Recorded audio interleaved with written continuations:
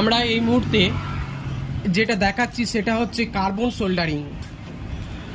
এখন অনেক ধরনের সোল্ডারিং বেরিয়েছে, আমরা রাং সোল্ডারিং করে থাকি লুপেতে, কিংবা ট্রান্সফর্মার দিয়ে 12 ভোল্ট দিয়ে সোল্ডারিং করি, কিন্তু আজকে যেটা দেখাচ্ছি এটা হচ্ছে কার্বন সোল্ডারিং।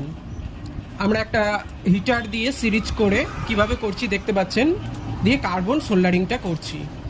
এই সোল্ডারিংটা ফাস্ট স্টার্টিং এগুলোই করা হতো এবং এরপরে মডিফাই হয়ে বিভিন্ন ধরনের সোল্ডারিং করা হয়। এই সোল্ডারিংয়ের ক্ষেত্রে মোটা তারের ক্ষেত্রেই সুবিধে, কারণ সরু তার হলে এই সোল্ডারিং করলে তারগুলো বেশি ওভারহিট হয়ে গলে যাওয়ার চান্স থাকে, তো করা যেতে পারে। খুব সুন্দর একটা পদ্ধতি, বিনা খরচায় আপনারা করতে পারেন।